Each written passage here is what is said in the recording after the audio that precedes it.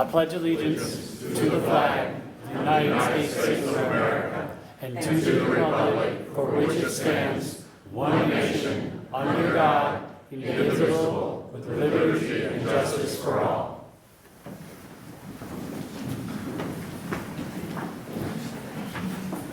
Thank you. And now for our invocation will be Mr. Richard Johnson.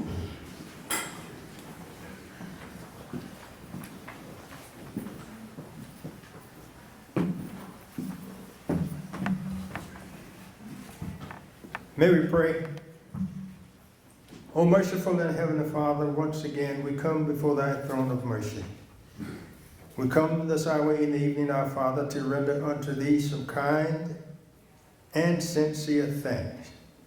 Thank you, our Father, for enabling us to assemble at this appointed place. We pray, Lord, as we assemble, that you would allow your Holy Spirit to dwell with us. Lord, we ask your blessings upon the candidates. Ask your blessing, our Father, upon the citizens. Your blessing, Lord, upon the school system of Aiken County. We ask you, dear Lord, to lead us, guide us, and direct us in the way that you would have us to go. These blessings we ask in the name of your Son and our Savior, Jesus Christ, we pray. Amen. Amen.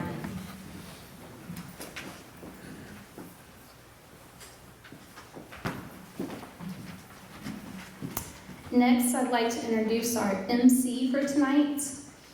Colin Demarest is the Aiken Standard's Savannah, Riverside, and Government Reporter. Colin, you can come on up to the stage and get things started.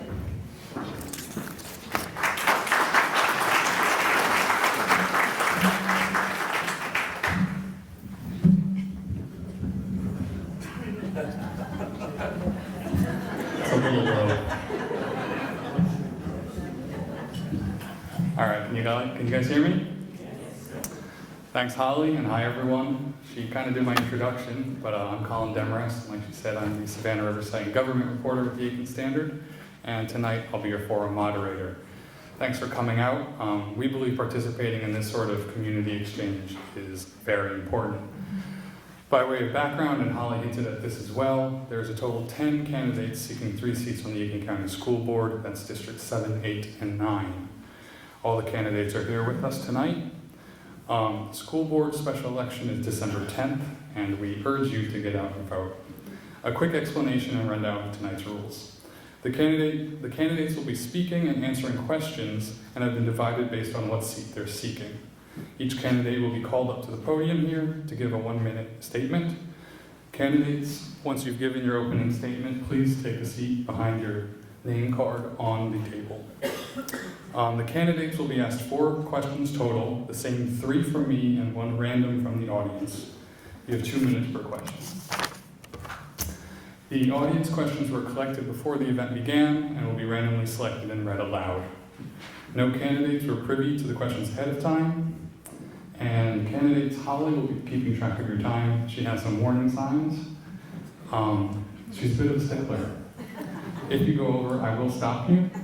They haven't given me a gavel though. After all this, I invite candidates to hang around and kind of mingle. Audience members, please feel free to get to know who you'll vote for. And of course, Larry Wood, our education reporter, will have in-depth coverage in tomorrow's paper. Okay, so first up, we have the District 7 candidates. That's George Grieve and Patrice Reinhardt Jackson. Mr. Grieve, your opening statement? Sure.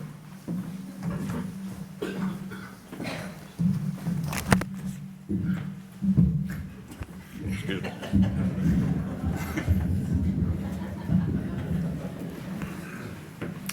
Good evening. My name is George Grieve, and I am running for School Board Member, District 7. I appreciate the opportunity to be here.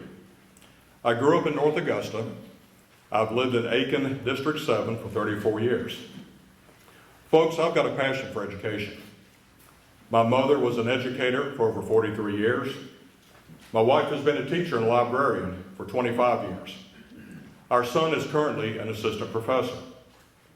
I have a Bachelor of Science in Industrial Management from Clemson University. and a Master's in Business Administration from Augusta University. I have over 36 years' experience in private manufacturing and municipal government. This includes accounting, budgeting, logistics, plant scheduling, production analysis, purchasing, and materials management. The main priorities we need to focus on, number one, teach all students the knowledge and skills that will ensure their continued success after graduation. Number two, hire and retain top-notch associates. And finally, number three, communicate and administer all established policies in a fair and consistent manner.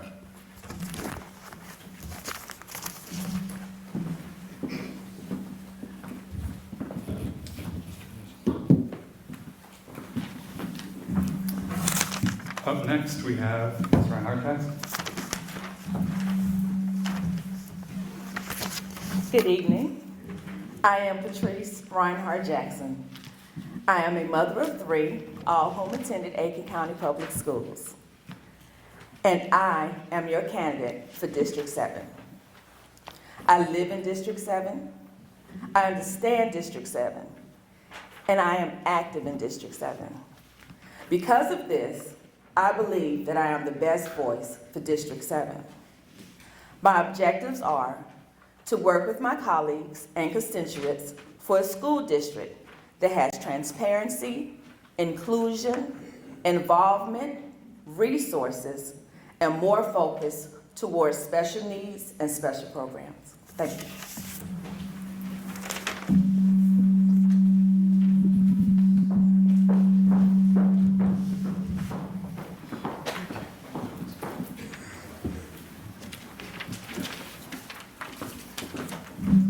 All right. Let me just get this mic right.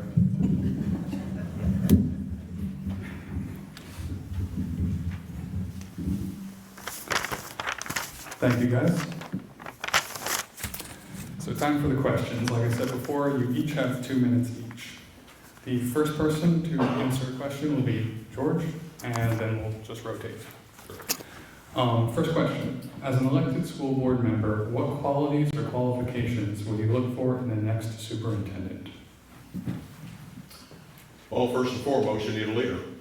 You need somebody that can actually have a vision, that can motivate and encourage the employees to move forward. You need somebody that has a proven track record from previous employers. And I think most important, you need a person that can get along with everybody. They're a people person. They're willing to listen to all employees, to all constituents, to all students. They need to be open-minded.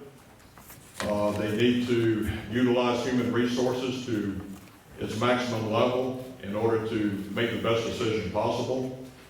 I think this would be a good opportunity for the right person. And again, I believe that it's imperative that the next superintendent be this type of individual. I believe that the next superintendent truly needs to be a leader in every sense. He's going to have to lead a huge administration. He's going to need to lead our children. He's going to have to be able to, he or she is going to have to be able to motivate our children as well as our parents. All of the qualifications for a superintendent truly need to be exemplary. He or she has to inspire, and they are truly going to have to lead. I think that the superintendent is truly going to have a stern backbone. They're going to have to be able to stand their ground and do what's needed in order to lead Aiken forward and to continue the good work that's already done in Aiken County. Thank you. Patrice, you're up first for this one. What can be done to help teachers better deal with or handle discipline issues or disruptive students in the classroom? I truly believe that discipline needs to be looked at from a different approach. I feel that we need to be looking at, instead of how to discipline these kids and possibly remove them from the school system, how do we redirect that behavior? And how do we redirect the activity that's going on in the classrooms that is distracting the other kids? Just refocus. And if we're able to refocus those kids with attention and teaching and let the teachers teach, I believe that that'll make a huge difference as far as the discipline numbers in the school. When we're disciplining our kids, we're taking the focus off of our kids and making it easier for the adults. And I just think that once we redirect, that'll be a huge step in discipline and getting our numbers to a lower level.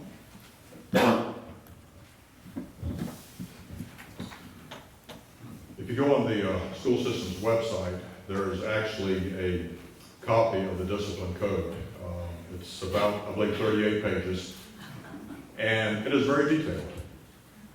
It pretty much encompasses every situation. There's one for the elementary schools, one for the middle schools, and also one for the high schools. And again, basically the same policy, just some differences based on the age groups.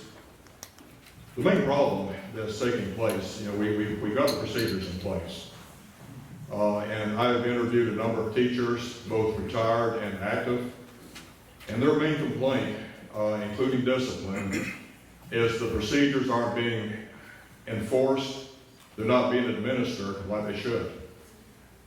It's not the same across the board. Each principal, each school is doing something what they think is best. They're really not following the procedures like they should.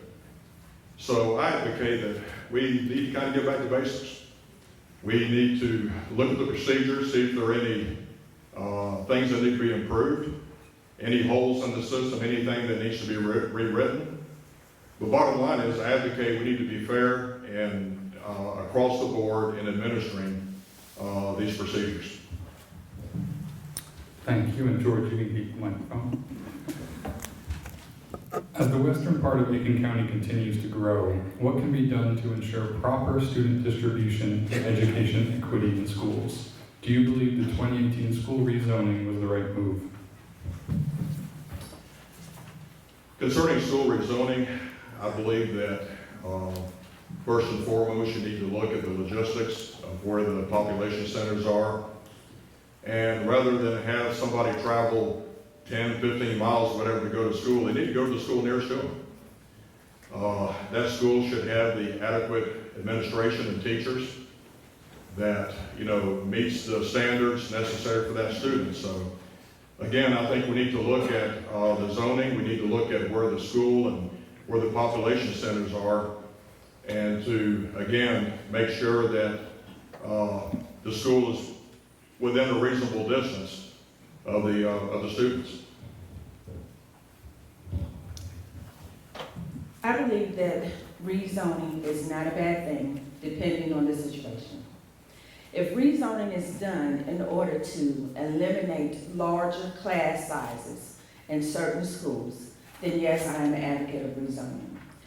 It is enough to have our teachers to teach to, I don't want to use discipline as the means, but if the classes are overcrowded, how are our teachers going to give our students maybe that one-on-one time that they need? So therefore, if that's going to keep the class sizes down and allow the teacher to be more effective as a teacher, then yes, I believe that rezoning is possible and necessary. Thank you, guys. And now it's time for the random questions. Sierra will walk around with, I guess, a vase full of questions. And does anyone want to pick one and ask it to our candidates? Raise your hand, please. Thank you.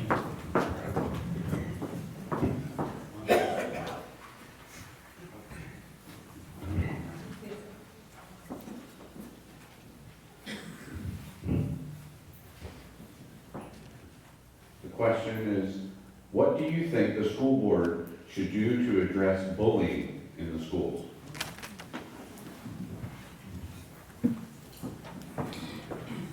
Okay, again, we need to examine our policy. We need to look and see if it adequately covers this problem. And two, we need to look at other schools to see what they've done. We need to look at other programs. You know, there are a lot of schools out there, a lot of people that have implemented successful programs. And I have actually read some case studies up in New York City to where they've gone into inner city schools and literally, you know, straighten them out. It can be done.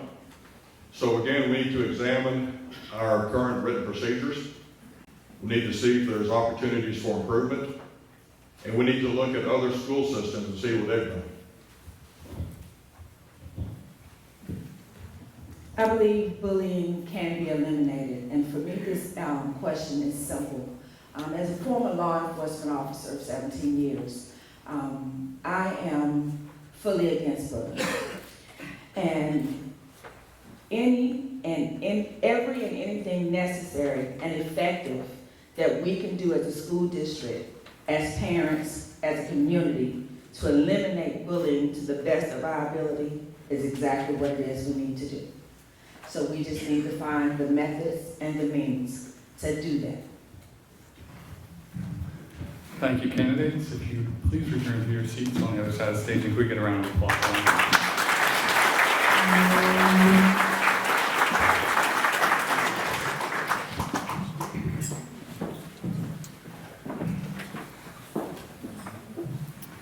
So up next, we have the District 8 candidates. It's Kristin Beard, John Bradley, Timothy Giovanettio, and Bruce Whelan. Ms. Beard, your opening statement.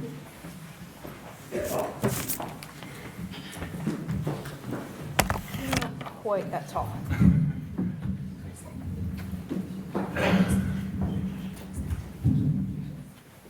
Yes, thank you. My name is Kristin Beard. My family's been a part of the community here in Aiken since the late 60s. Both my parents attended USC Aiken. They were married in Hopeland Gardens. But my husband and I settled here in 2013 after I finished my PhD at Clemson University. While there, I had the opportunity to spend about 6 years teaching, and I discovered it was something I truly loved. When we came back here, I took a job as a tutor for students, an online tutor for students stationed on military bases all over the world. Then when I was expecting my first, my husband and I decided that I would stay home full-time to raise our son. Staying home has been truly a joy and a blessing. It became all the more so when we realized that our oldest son has special needs, and we began working to get him the intervention services he needed to learn and grow and thrive. He now attends public elementary school at Millbrook, where he's happy and learning every day. I believe that my experiences as a researcher, a college instructor, and a special needs mom have taught me a lot and given me valuable and unique perspective that I want to bring to the school board. Most importantly, what I've learned is that we never give up searching for the best answers. If elected, I will dedicate myself to finding tried, tested, true solutions for the challenges our district faces. Solutions that work in our community and support and respect the developmental needs of all of our students.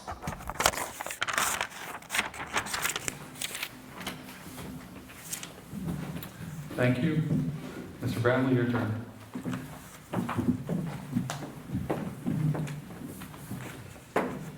Good evening. I'm John Bradley. I came to Aiken in 1969 to establish the special programs with the school district, and I served as an assistant superintendent for 21 years with the school district, in charge of special services, later special services and instruction, later Area 1 schools, later administration and personnel. Prior to coming to Aiken, I earned a bachelor's, master's, and PhD in psychology. I worked as a psychologist at the State Hospital, Department of Corrections, and in 2 school districts in the Columbia area. After retiring from the school district, I went to work at SRS in the medical department, and I worked 21 years as a clinical psychologist at the plant. After 2 years of being away from the school district, I couldn't stand it, so I ran for the school board. And I was elected in 1992 for the first time, and 3 successive terms after that for a total of 16 years. And I was chairman for 13 of those 16 years. We had a host of accomplishments, which I'll be glad to discuss. I don't only have a minute, so I can't do that now. But I think my record and the record of the school district speaks for itself. If elected, I'm pretty conservative. I'm fiscally conservative. I'm strong on discipline. I believe that we have to have safe, secure schools. I hope I get some of the questions that were already answered, because I think I'd like to elaborate on those. I never thought I'd run again, but because of some problems, the uncertainties and so forth facing the district, I think I have a fairly unique skill set, and I think I can be of service to the district in a time of need. Thank you very much. I hope you'll consider me on December 10th. Ms. Bradley, this way. Mr. Giovinazzo?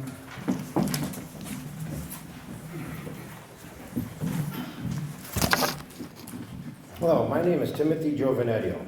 I have 2 autistic children. I'm running for School Board District 8 because 4 years ago, my youngest son was placed in a general studies class because they stated they didn't have the class he needed. He was 5 years old and weighed 20 pounds. The administrator of that school he was attending left bruises on him from his ankles to his neck. The school district covered it up. Accountability. Their only solution was to transfer him to another school which still could not meet his needs. The special ed program still doesn't work and has problems. We have spent the last 4 years trying to undo the damage that has been done. During this time, I have discovered many areas of need in the Aiken School District. I have spent the last 4 years researching, providing solutions to the current administration that were not used. I have many areas that were not used. Sorry.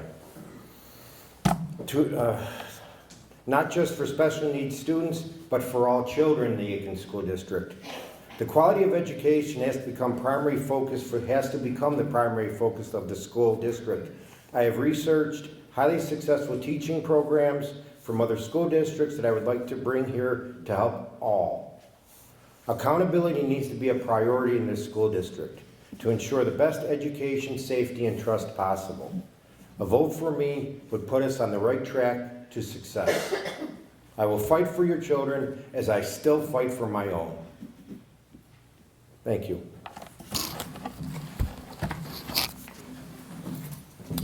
Thank you, and Mr. Whelan.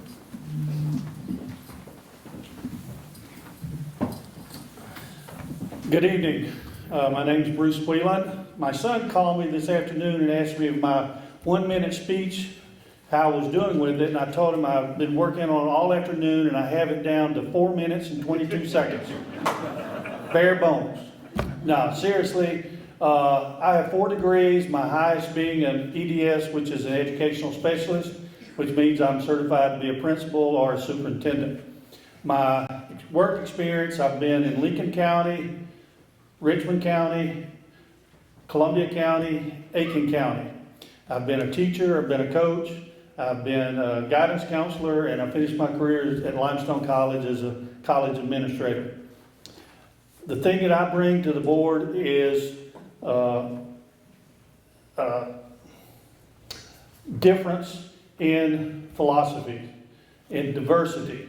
I have an elementary background, I have a middle school background, I have a high school background, I have a college background. So I appreciate your vote, and if you want some diversity on the board, please vote for me.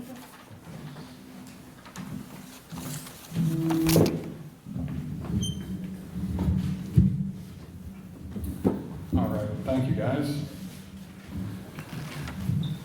The same questions will be asked of you. You'll have 2 minutes as well.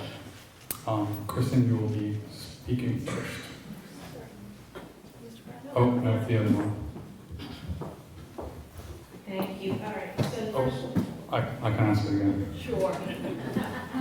As an elected school board member, what qualities or qualifications would you look for in the next superintendent? Well, I think the obvious important ones, experience, leadership, vision. But what we need is somebody who's willing to bring a culture of transparency, accountability, acceptance, and tolerance into our schools. These cultural changes, they start at the top. When we want our students to be accepting and tolerant and open to each other, we need teachers who lead by example those values. We need principals. We need administration at the district. So I think one of the most important things I would be looking for, in addition to experience, is somebody who will value transparency, accountability, openness, tolerance. Thank you. When you are confronted with applications for the job of superintendent, you will find a fairly homogeneous group of people because they all have to be certified and they all would have had similar experiences working their way up through the educational system. The thing that I have looked for in hiring superintendents in the past, which I've done 3 times, their personal qualities. I think, one, you want somebody who understands that schools are really about teachers and children, and everything else is to support what happens in the classroom. I want a child-centered person, a person who's really interested in students and who will provide programming and support for the activities that help develop our children. I think that is key. Everything else is secondary, I believe, to a philosophy that we have to run schools for kids and teachers.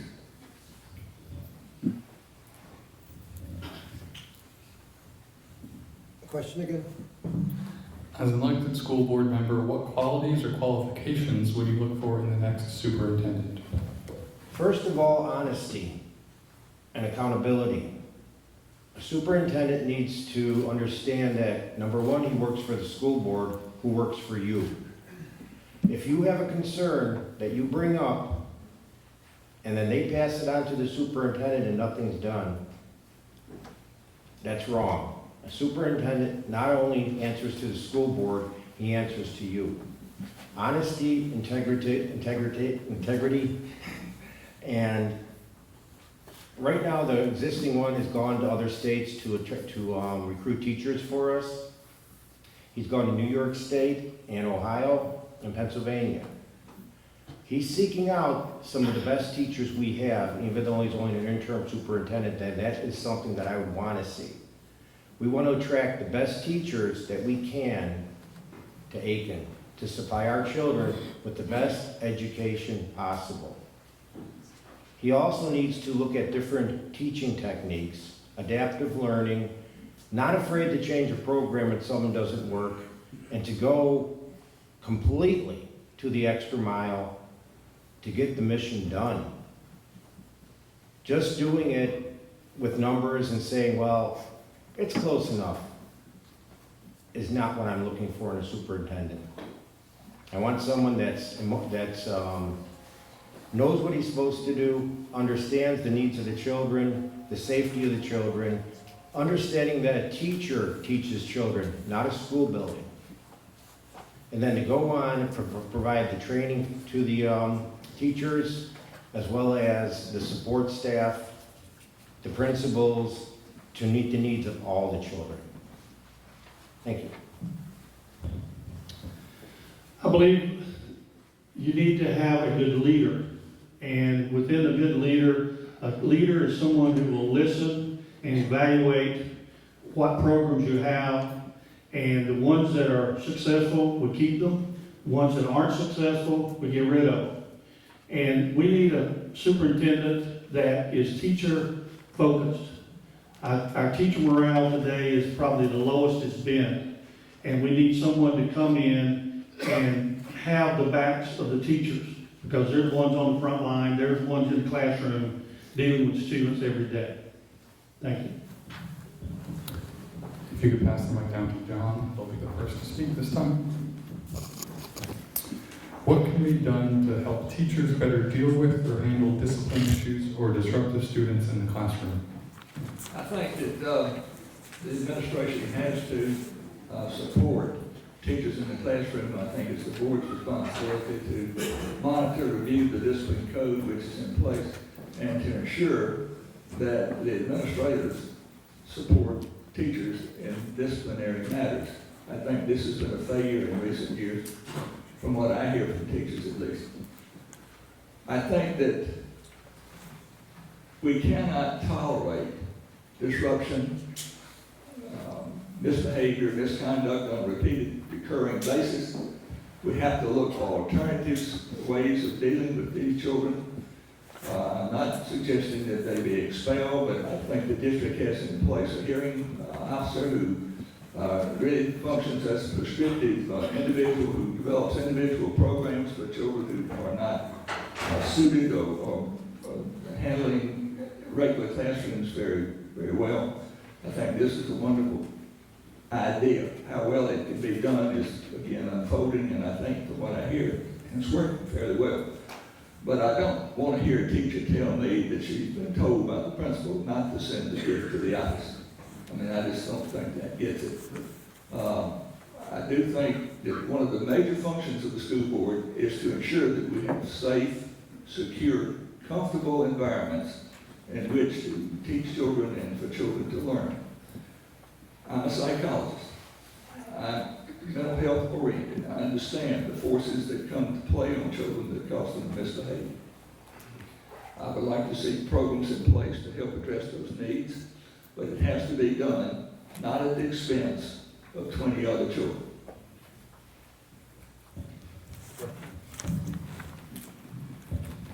What can be done to help teachers better deal with or handle discipline issues or disruptive students in the classroom? First, you have to recognize and act when there is a problem before it becomes one. Part of that has to do with teacher training and recognition and understanding. If one child's being disruptive in the class, maybe he's being disruptive not because he's being disruptive, but because he's being driven to that by, I'm going to use the B word, bullies in the class. So you need to investigate it, understand it, completely look at the whole situation. Because I had talked to a parent recently whose child was given detention after the child was being bullied by other people in the classroom.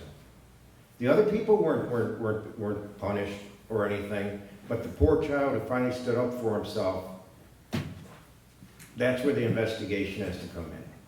Other ways, some students aren't challenged enough in the classroom, so they act out. So that's where we have to look at that, and each child is an individual. You may have to change the teaching plan for each child, but that's something that we need to look at. If a child is sitting there and doesn't necessarily understand what's happening, a lot of the times the teachers can't take the time to explain to that child in a way that they can understand it. So that will cause a child to act out. Discipline isn't black and white. You have to look into the whole cause and effect. As a registered behavioral health nurse, I do a lot of investigative nursing, and I look into the cause of things. And I really think that that could actually reduce a lot of the disruption in the classroom.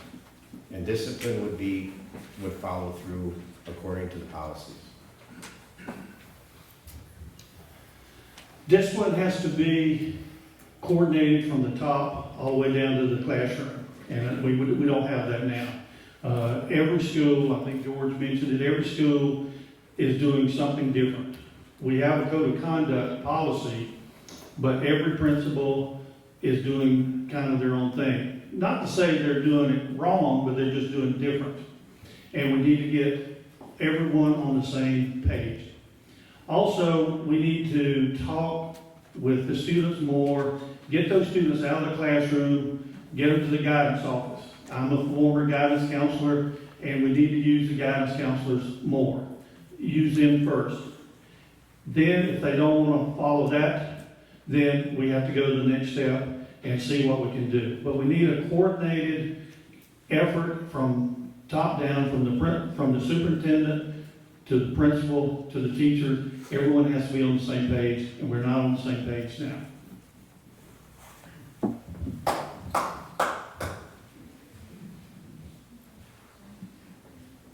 So I think that when it comes to talking about how to deal with discipline issues, we have to get back, well, we have to do two things. We have to support our teachers, we have to get back to the root cause.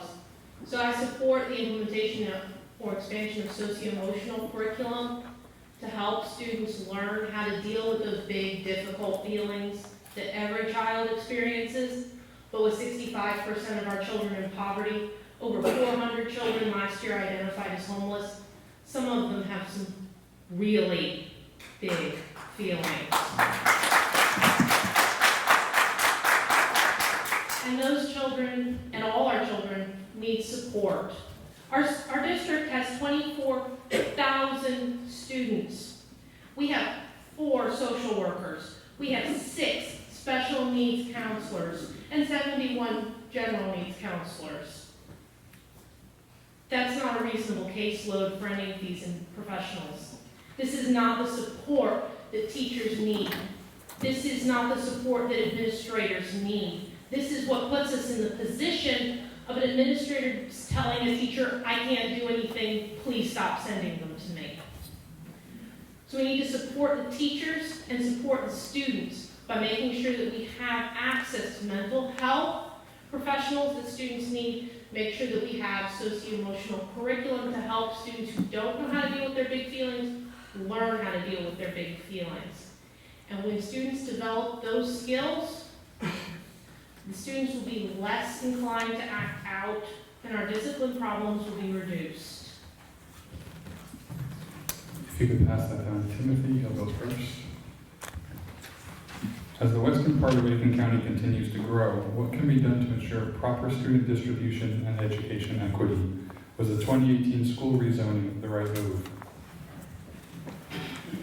I say no. With my research, the zoning was not done to the population. The zoning was done for a numbers game. It was done to take children out of one school district one school area that were doing really well, to put them in one that wasn't doing so well, so that they could bring the numbers up in those schools. That's my opinion, but I have it backed by research. I don't believe the rezoning was correct.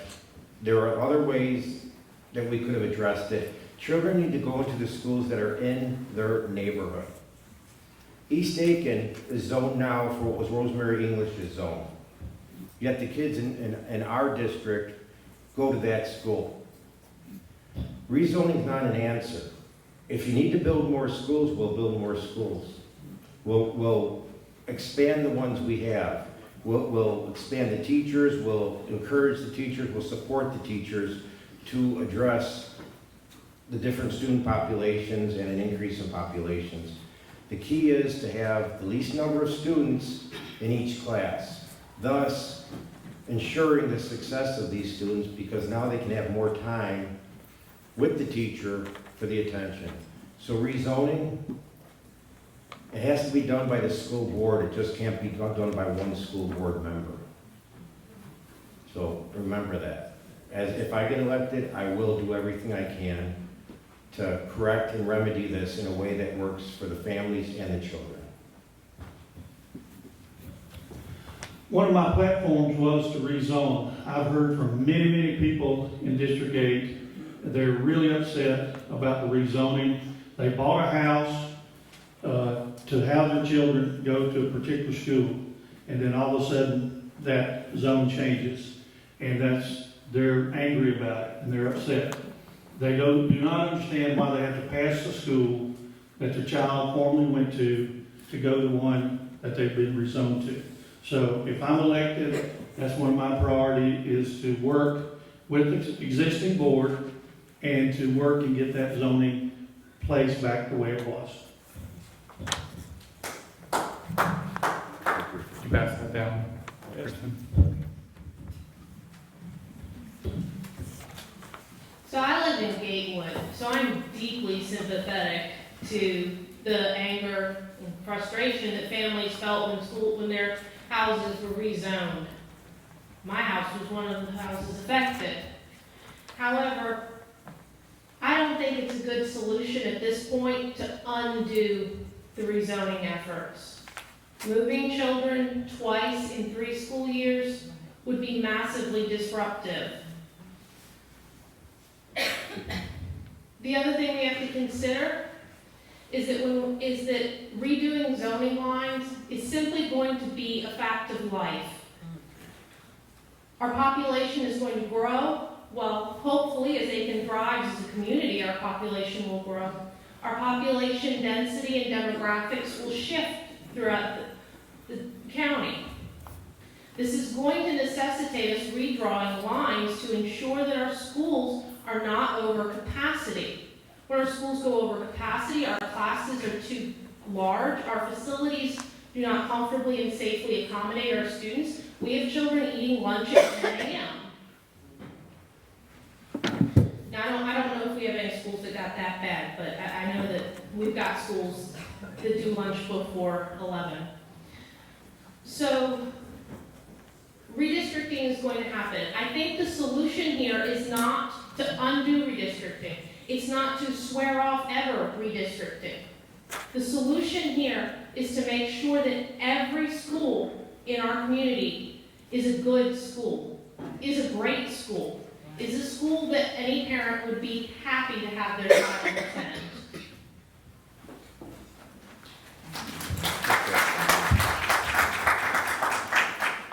Redistricting is one of the most vicious, angry problems that a school administrator ever has to face. And there are any number of pressures that cause the need for rezoning, many of them which local districts have no control of. I don't know why Chunker Creek and East Aiken got rezoned. I do know it wasn't a good idea because it made a lot of people angry. The Valley situation was a little bit different. I left the board 11 years ago, and I knew that there was going to be a population explosion down in the western part of the state, county. We built schools. They built 2 new ones in Graniteville, but they shut the old ones down. You have to plan. You know, you can find out the demographics. You can find out where growth is occurring. You find out where the money's going, and you plan ahead. Since I left the board, we got this massive amount of money, I forget, millions of dollars for building buildings. We could have addressed those needs through the building program, but we didn't. I'm not pointing fingers at anybody, I don't know why, but that's what we have to do. We have to be proactive in dealing with population shifts and population growth, and we can do that as long as we have some money to build some rooms to put kids in. The population numbers haven't drastically shifted. Where people live has shifted some, and we have to be careful of that. The real problem with rezoning too is when it's racially and socioeconomically motivated, and we were ordered to do that by the federal government on occasion. I think that's slacked off, but that got to be a problem where the school district officials had little or no control over what had to be done, and that really created some problems. I hope that's better now, but I've been away, I don't know. But my answer to the question really is we need to look at long-range planning so that we do not have to upset parents and children. What can be done about the new situation that exists now is going to be dependent on at least 5 members of the board, because no one person is going to change anything. All right, and the 4th question will come from the audience again. Who would like to pull and ask one? And Bruce, you will be going first.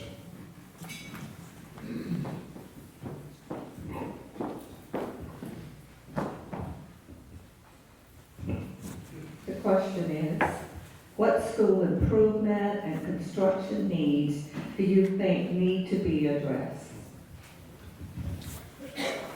Thank you. This is one of my pet peeves is the Career Center.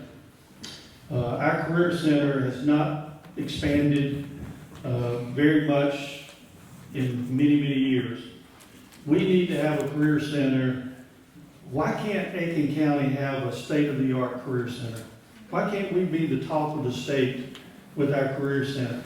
When I went to South Aiken as a counselor, I was a senior counselor, not age, but I had a senior class. I had a student come into my office that said, Mr. Whelan, I realized I don't want to go to four-year college. I want to be, I forget what it was, a plumber or electrician or something. And he said, I want to go to the Career Center. I said, great, fantastic. So I went to one of my other counselors. I said, who do I call, because I'm brand new, who do I call to get this student into the Career Center? My other counselor said, we can't do it. I said, why can't we do it? He said, well, each school gets a allotment of students.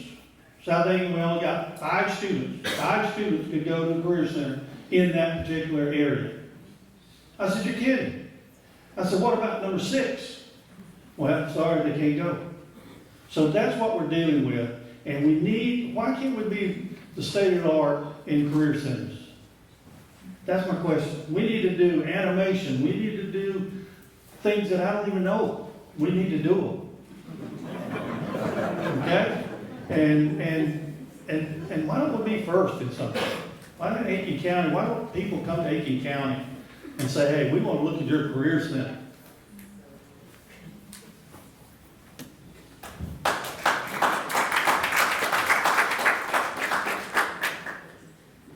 So I know that I'm supposed to be representing District 8, but when I'm on the school board, I'm going to represent and speak for all children in Aiken County. And so when I was at the school board meeting last week, they were talking about the annual review of the 5-year facilities plan. And I noticed something.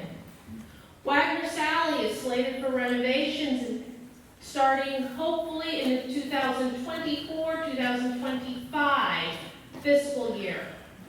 Wagner Sally was built sometime in the 1940s. So I'm not sure how that got so far down the priority list, but I think I'd like to see it higher.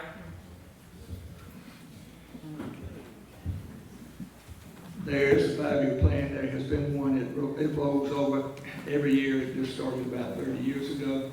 And the administration studies and presents to the board the needs as they perceive them, and we hear testimony, or the school board hears testimony about that and adopts another year of this revolving or rolling 5-year plan. I think that's the way they still do it. It's the way we used to do it.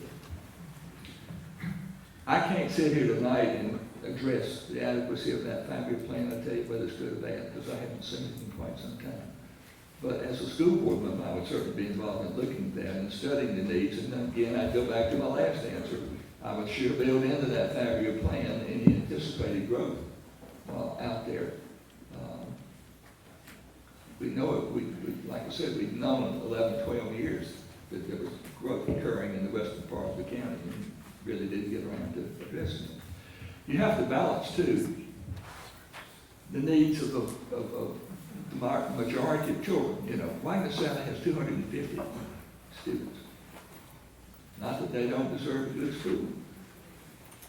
It is the most expensive school that the school district operates, because it's small and you have chemistry classes with 5 students and that type of thing.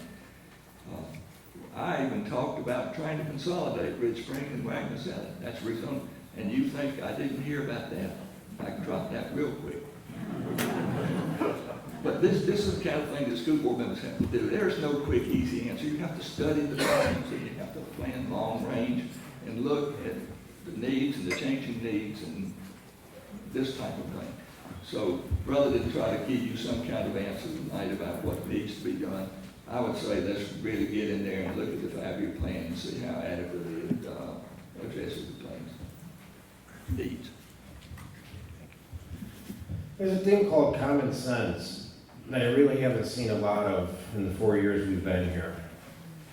The Aiken School district is the Aiken County School District, which is all the children and all the schools. I've been to 4 schools in the 4 years we've been here for my one child. And you know what I noticed was missing the most? They don't have a gymnasium. They don't have a cafeteria to eat in. East Aiken uses the same room for the cafeteria, the dance and gym that they use for state, the same room as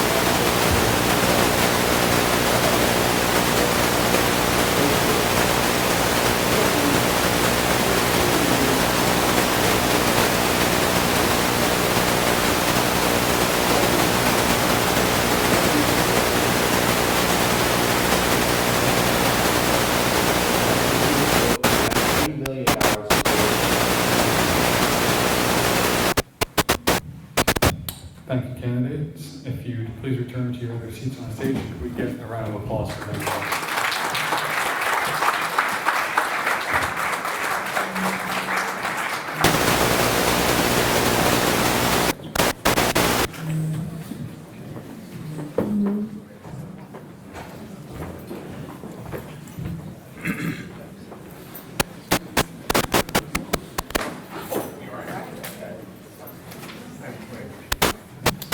Our last panel for tonight will be District 9. Those candidates are Robert Byrne, Pamela Diaz, Keith Hart, and Cameron Nessel.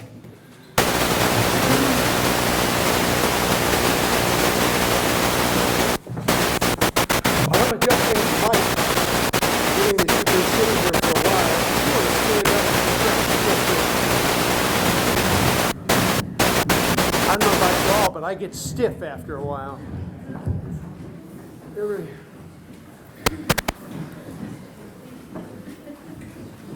Okay.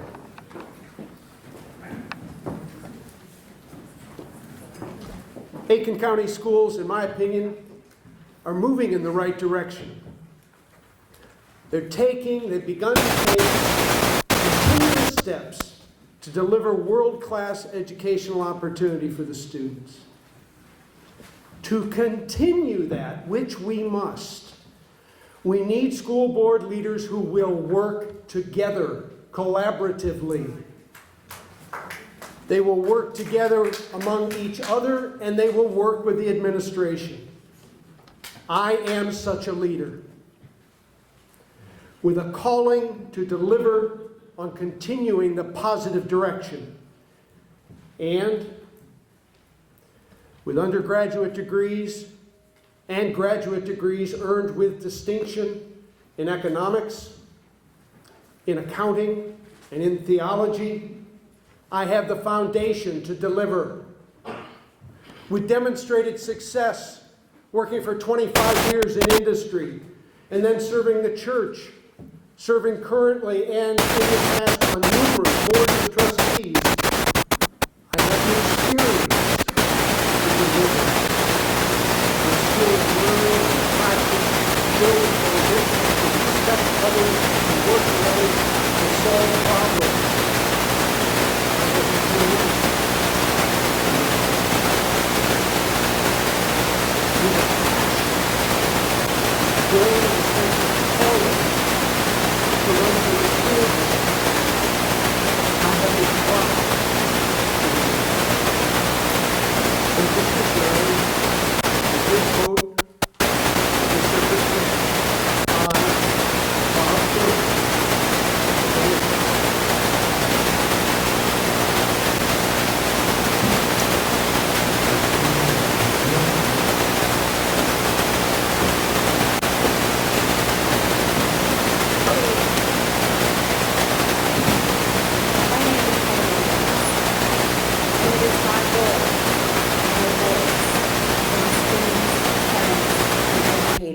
of District 9. I was born and raised in New Jersey and grew up in a climate of learning. My father was a middle school Spanish teacher, tutor, and coach. He retired after 40 years of teaching. I understand the value and how crucial it is to provide a learning environment that is not disruptive and is safe. My experience includes being a financial analyst for 25 years, an involved school volunteer, and for a time, a substitute teacher. Most importantly, I am a mother of 9, 5 of whom are still in Aiken County schools, 2 in elementary, 2 in middle, and 1 in high school. I know firsthand what it is like to be in our schools, walking the halls, working in the classrooms, eating in the cafeterias. I listen to my children and their friends, teachers and parents about what goes on in the school. It has always been important for me to advocate for those who cannot speak up for themselves. As a school board member, I will listen, research, and act. Our parents, teachers, and especially our children, all our children, deserve it.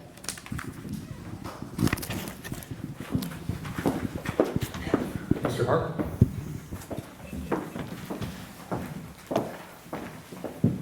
So my name is Keith Hart, running for school board in District 9.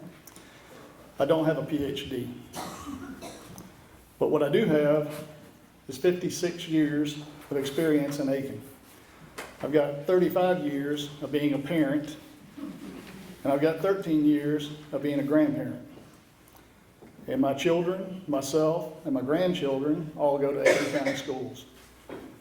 Aiken County Schools is a great place to be, no question about it. Is there room for improvement? Of course. And that's why I'm running for the school board. Because I take this very seriously when my children and my grandchildren go to these schools. So it's important to me to make sure that they're safe. And I believe that that's my biggest priority today, is to make sure that the children are safe in the schools. The education part is done. I mean, we got a 91% graduation rate in Aiken County versus an 81% in the state of South Carolina. So it's not the education, it's not the teachers. It's the values that the families are contributing to this process.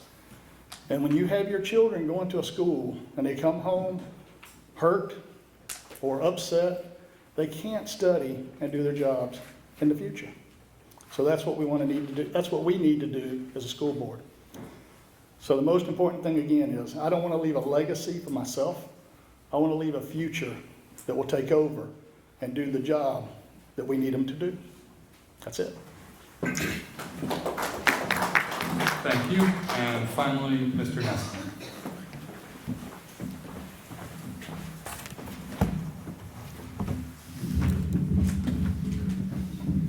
Hi, my name is Cam Nessel. My family is rooted in Aiken and invested in our public schools. I grew up here in Aiken. My children attend public school here in Aiken, and I'm proud to count 4 educators in Aiken County among my family, including my wife. Over the past several years, I've regularly attended school board meetings as a parent and a citizen to listen and observe, and I've seen some great work from our educators, and I'm excited about the progress that we've made. But we can do more. As a board member, I'll use my 20+ years of business and industry experience, leading and working in teams to foster the needed collaboration between the board, the educators, and our community. I'll focus on safety, valuing our educators, the strong foundation of early childhood education, and continuing to make progress, making our students career ready for a job market of tomorrow. My name's Cam Nessel. Please, I appreciate your vote on December 10th.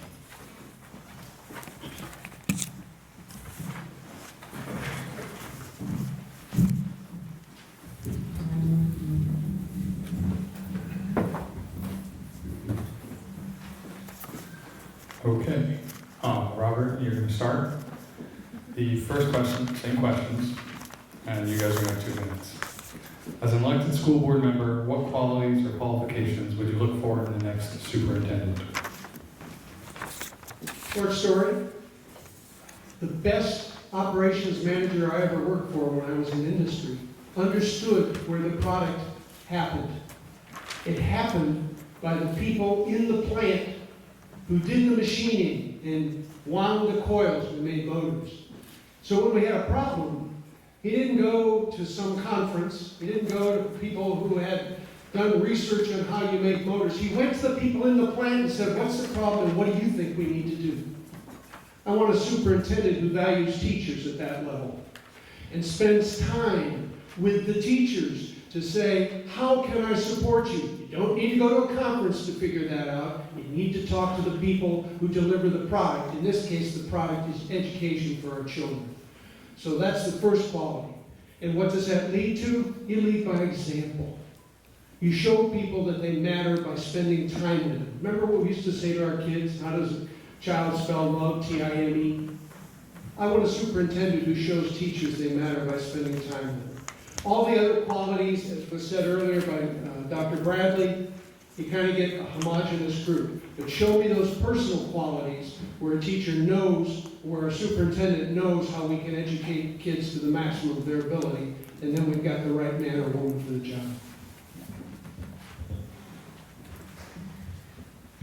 I'd like to see someone who, of course, strives for excellence and leads with humility and is a person of integrity.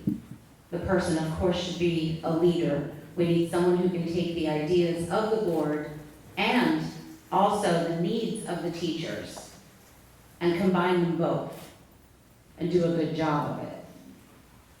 The next superintendent should have a clear vision of success for all our children in Aiken County, not select groups, not specific populations. All populations matter, all of them. I would like the next superintendent to come in with an open mind, not a predetermined agenda. Someone who will get to know the community, listen, and observe prior to making big changes. The bottom line for me is that I think we need a superintendent who's going to put people over politics.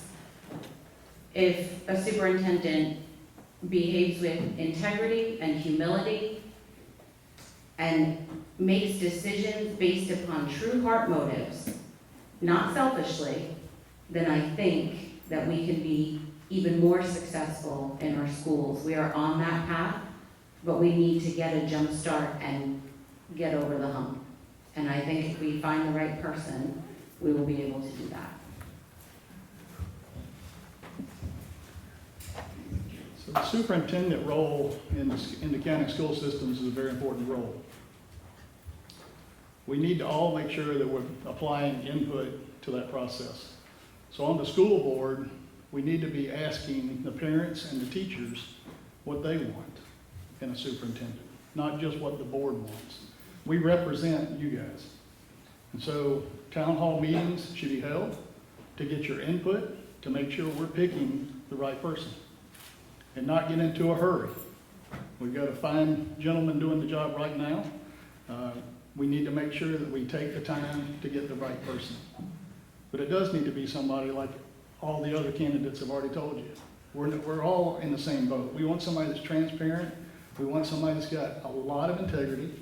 We want somebody that's got patience, but at the same time can manage the process. And that's going to take a very special person. So it's going to take time to get that special person in here. But we need your help to make sure that the right person is selected. So make sure that you give us your input once we're elected. So the next superintendent does a few things. One, especially here in Aiken County, we've got to make a lot of financial choices. So our next superintendent needs to be a good financial steward. I think also the next superintendent needs to have a philosophy that we're investing in people and not necessarily in the shiny box. And I also believe that the next superintendent needs to value problems and talk about them openly and talk about those problems authentically. Because it's only when we have those problems out in the open that we can overcome them. And then also, if you've lived here long enough, like I have, you remember when Aiken County Public Schools wasn't going anywhere, where nothing was getting pushed, there was no ultimate direction to drive anywhere. And the next superintendent needs to have a vision, but where this school district's going to go, but not only, this is a tall order, but be able to bring all of us along with them. Okay? And the last part I'll answer, I'll tell you a little story. I'll try to be short.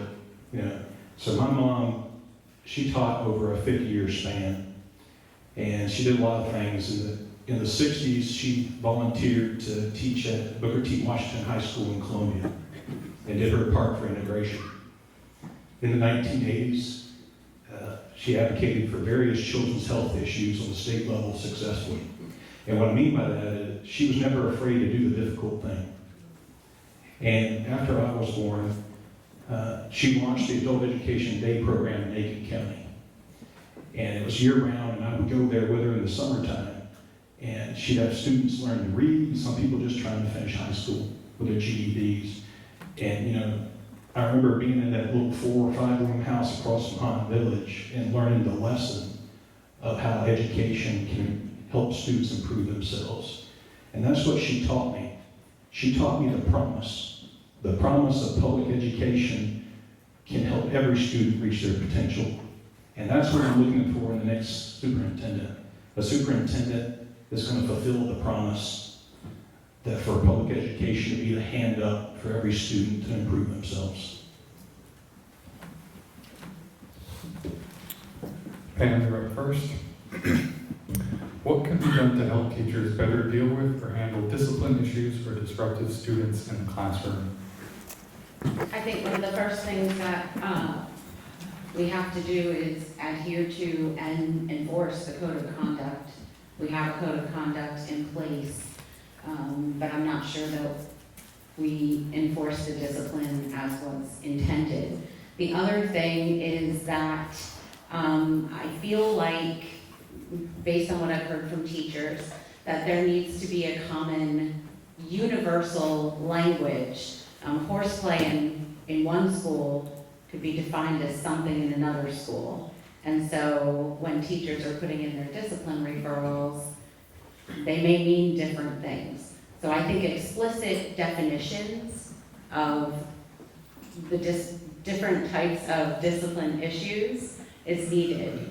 Also, another thing that's important is we have a discipline referral system called ABE, that's the acronym, Alternative Behavior Educator. And I know that in the last couple of years, teachers' viewing rights were changed. They can no longer see their discipline referrals all the way through like they used to. Also, there's one person who is the liaison between that and the company that runs it. So I think we need to have better reviews, better audit trails. I think that right now, people are able to make, if you have the correct rights, you're able to make changes without any kind of trail, so that no one knows when a discipline referral has been deleted, and they have been deleted. Hundreds have been deleted. I actually have proof of that. So that is not helpful for our teachers in terms of supporting them with discipline. We need to be able to monitor this system, enforce the code of conduct, and I think by doing both of those things and supporting our teachers, that will hopefully resolve a lot of the discipline problems.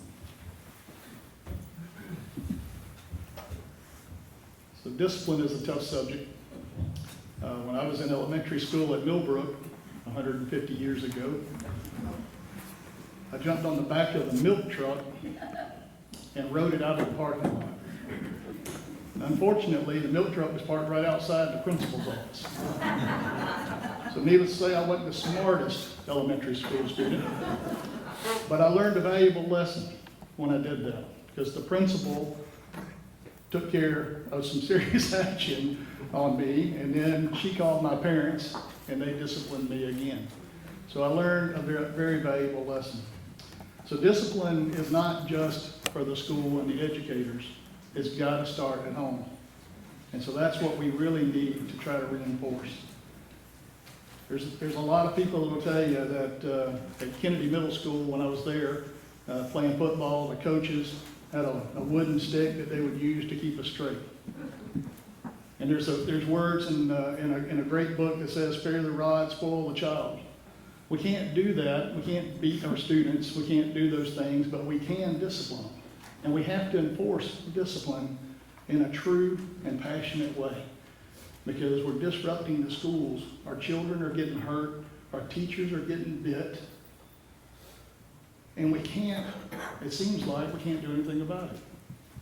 I just watched the other day where a single student, with my own eyes, at a local middle school, walked around the school grounds with 2 police officers and all 3 of the school administrators tracking him around the school, because they can't discipline him.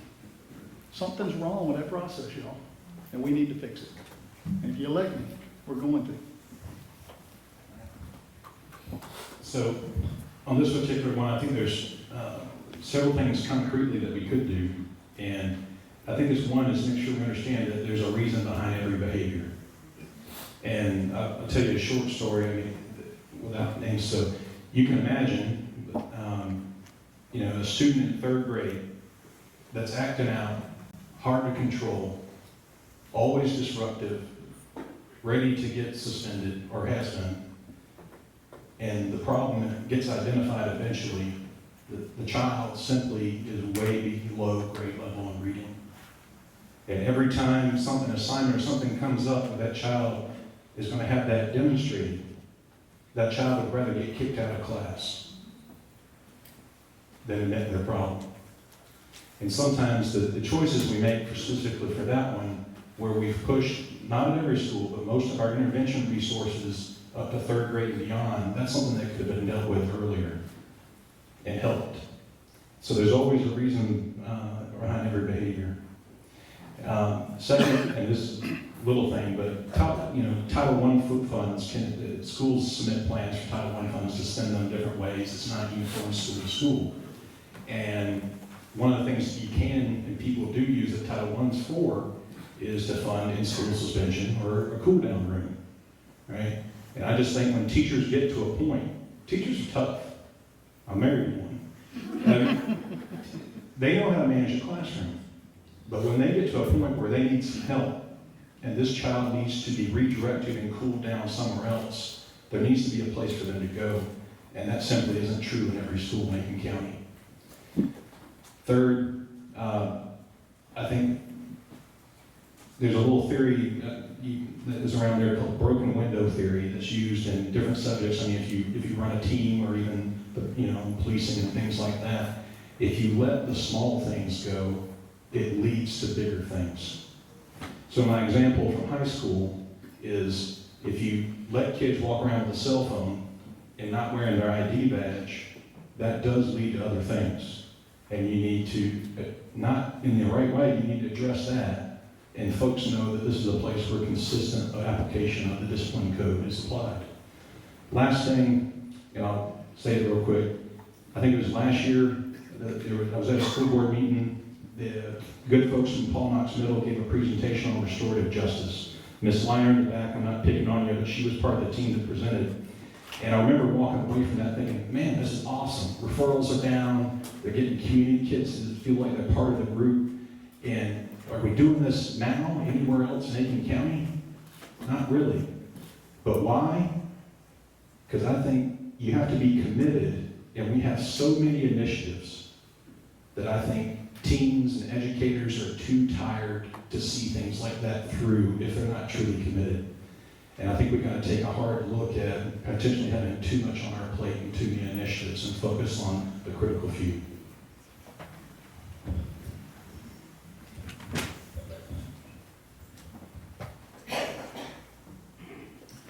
A dose of realism. Nobody on the school board is going to fix a symptom of a sick society where children act out because of the breakdown of the American family, because they've been abused, because they have issues. So we're not going to turn into a perfectly disciplined school system. I don't care who you elect.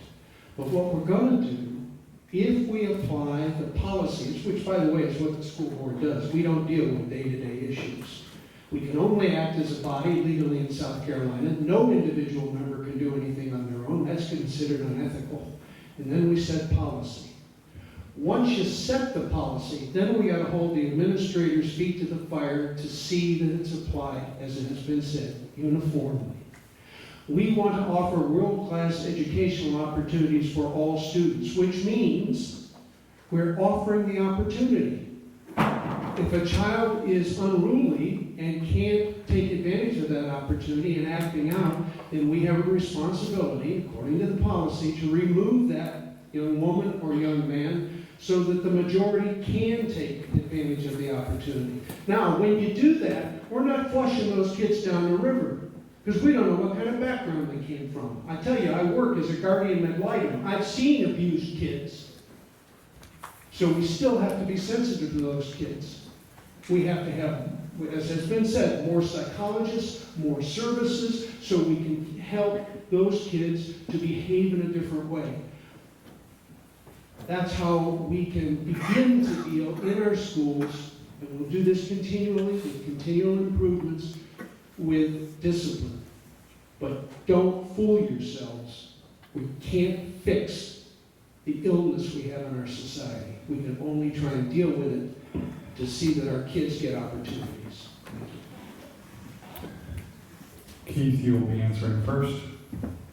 As the western part of Aiken County continues to grow, what can be done to ensure proper student distribution and education equity in schools? Was the 2018 school rezoning the right move? So I think that as far as the rezoning goes, the people that I've spoke to in District 9, a lot of friends that I have in District 8, I just held a town hall this past Saturday and actually had the opportunity to talk to a couple of parents and teachers. The rezoning was done. I'm not clear why, but I know it was not the favor of the parents and the voters, the people that live where they live and want to go to the schools that they live near. What I found out was that the 6th grade class system that we built over at North Aiken, there's 42 buses that go in and out of that school every day. And because we're shipping students from school to school, we have students on school buses for over an hour and a half every day going to school. Now that's a little bit ridiculous. And then we also have parents that are trying to drive their students to school, one on the south side of Aiken and one on the north side of Aiken. And it's very congested and very tiring. So we have to be diligent in the way we evaluate what we do. So was the rezoning in 18 the right thing to do? I hope it was, because that's what the board and the superintendent decided to do. But is it the right thing to do in the future? I really don't think so. I think we need to fix this problem and get the kids back to where they're not on school buses for an hour and a half every day. Let them be in the classrooms if that's where you want them, but not on a school bus. So let's fix that problem. Thanks. So I'm just thinking back, and just as an example, I think, not totally sure, but I think the school district in years past has probably paid consultants maybe more than once to make recommendations on how to save money. And, you know, it's come up before that, you know, you've got Jackson Middle and Whelan Middle relatively close together, half used, and you should just combine them for money's sake. If you did that, you'd be run out of Aiken County. I mean, so I understand, you know, rezoning, I think like Dr. Bradley said, is like the third rail of school board politics. But the school board has a responsibility to provide two things, I think, that goes to rezoning. One, schools that aren't overcrowded, okay? But then we also have a financial responsibility that we don't have limitless funds to keep building and building, all right? So when I look at, just kind of like Keith said, I wasn't on the inside, I don't know the ins and outs of how those decisions were made in rezoning, but I do see, like, my kids are in school at Kennedy Middle School, and before the rezoning, there was a row of mobile units out back, and now I think there's just one. So you've got kids in a better setting in a classroom in a school that's not as overcrowded, and that's something worth working for. The other thing I'll talk about is maybe unintended consequences of our decisions. And I'm not saying you can think everything through, all right? But need to think about maybe the unintended consequences of rezoning. So there are kids at risk that were rezoned from East Aiken Elementary to Chucker Creek. East Aiken has a 4K program for kids at risk. Chucker Creek doesn't. And the answer for those kids, if they were going to go to 4K, was to go to 4K in Greendale in New Ellington. So the potential that you have to like lose students when you do that, I just got to think, you got to look things from all sides. Keeps coming back. Rezoning. Another story. Early in my career, I would come home from work, and if I said to my wife, I have an opportunity, she would know the next sentence was where we'd been transferred to. And when we'd be transferred, I'd go see a realtor about a house. And the realtor would say, well, where do you think you want to live? And I'd say, you take me to the houses where we have the best schools. And that worked fine, number of transfers, until finally one year I was transferred to a nearby state, to the state we're in. And I said to the realtor, you take me to the neighborhood with the best schools. And she said, well, then you better just own up to the fact your child's going to private school. Because you don't want your child in our public schools. Now, there's two morals to that story. The first moral to that story is I empathize with folks who maybe like I tried to buy a home in a good school district and then they find out 2 years down the road that junior's going to another school. That stinks. I can empathize with that. There are reasons sometimes we have to redistrict, but I would empathize with those people who are upset. The second moral is this. One of the things that causes you to fear redistricting is you think your child might go to a lesser school. So how do we deal with that? Well, we deal with it the way they should have been dealing with it in the community that told me I can only send my child to a private school. That's by raising the level of education at each and every school in Aiken County, so that you don't have those fears. Aiken County Schools, we've made some really positive improvements recently, and we applauded ourselves. I think we were all at the Board of Education meeting, and we applauded the fact that we're now entering the upper tier of South Carolina schools. But on the metrics that the nation uses, we're the 41st school system out of 50 states in the union. So I think we need to keep raising our schools and don't ever get satisfied so that all our children have opportunities. Thank you. I think that there were many factors that needed to be weighed for the rezoning that occurred, and I think that I don't know the real reasons behind them. I've heard different ideas. I think that looking at it from the standpoint of population levels, like at Kennedy, yes, it has benefited some schools. We do need to use that as a factor in making those types of decisions, looking at reasonability. But the one thing that I didn't hear when that decision was being made was, does it benefit the children, all the children? And the answer is no. We have kids getting up at 5 o'clock out by J.D. Lieber to get on a bus, like Keith said, for who knows how long to go to Chucker Creek. That just isn't in the child's best interest. So do I think the idea of redistricting, yes, it needs to be done, yes, it's painful at times, but I think when these things come up, we always need to focus on the children and what's going to be best for them.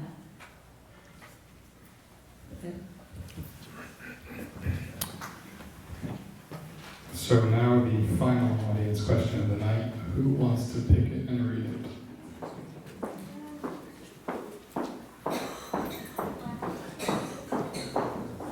And Cameron will be going first.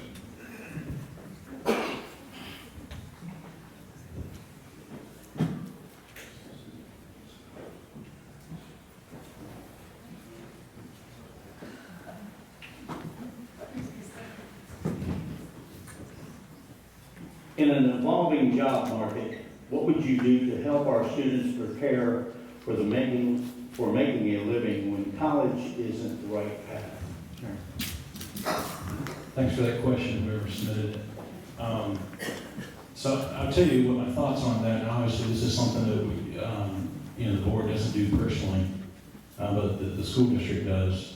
But my thoughts around that is, I worked in manufacturing first of all, for over 20 years, different companies. And I can't tell you in today's market how hard it is to hire an E&I tech, an electrician, a mechanic, a good one. And these are, and sometimes I think that folks, we went through a couple, a generation or two where everybody was pushed to go to a four-year college, and that's fine. But I want to make sure options are given to kids, that they understand that these are honored, valuable trades and jobs that folks can go into.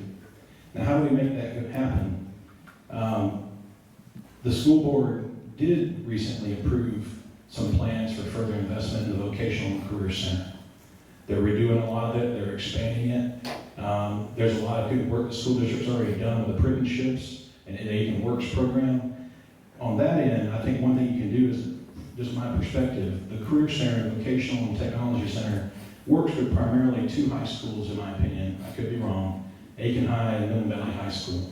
And I think they've got an opportunity to push into more. All right. Secondly, from a curriculum standpoint, the school board doesn't do curriculum. But I know what I would like to see is for our students is that they have a curriculum in which they're taught the skills of creative thinking, problem solving, collaboration, that's going to prepare them for the job market of tomorrow.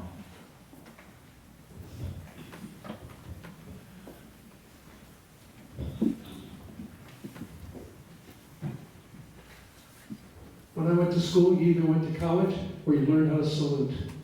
That was the era of Vietnam, and that was wrong.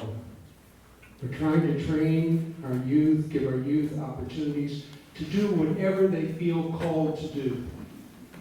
And right now, like a lot of school systems, and it's been said before, our shortfall is in vocational education. Our shortfall is in not having opportunity for apprenticeships with companies who are looking for machinists and different trades.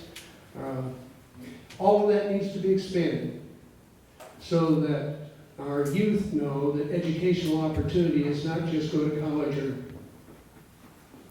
it's whatever you feel called to do. And we need to allocate more resources towards that, broadening of the opportunities for our kids. The other thing we need to do more of is coordinate with people like Aiken Tech. I mean, even if you're going to go to college, you can get 2 years of tech and save a whole bunch of money. We need to coordinate with industry that has opportunities for our students and allow them to broaden out. And thank you very much. That's about all I know to say. First, I'd like to say how proud I am of how our district has established ties with many of our local companies. Aiken Works does a great job of helping our students with apprenticeships, internships, job shadowing. I think we need to build on that. I think that we need to evolve that into some more of the trade and that type of vocation. I have 9 children, and they're not all the same. They're all very, very different, and not all of them love academia. There's one in particular who is very creative and very technical, and I think he would do well in a trade, but I would like to see more of that offered in our community, building on that. Thank you. Fortunately, I get to go last again, and I get to be able to say everything they said. So it's a good thing, right? Cam made some great points there. All of them have. The Career Center itself is an important thing for this community.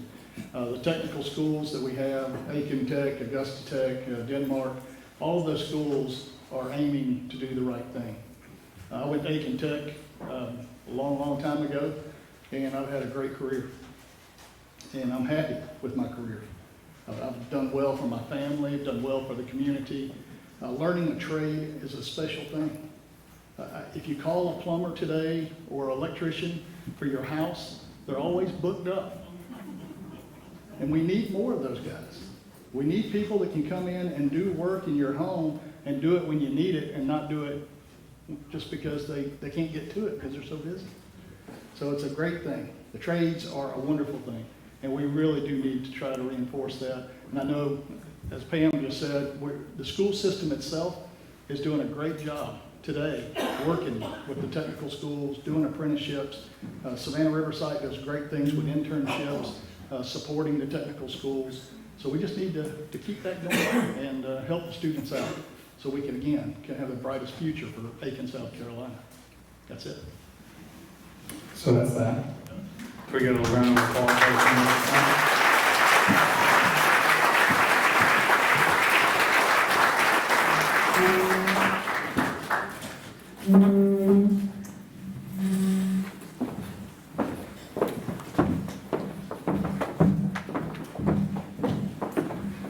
The Aiken Standard would like to thank those in the running, and don't forget to vote on December 10th.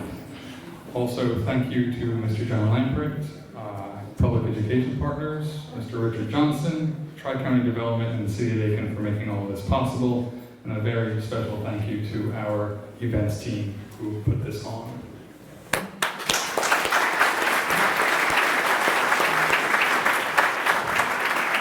Have a good night.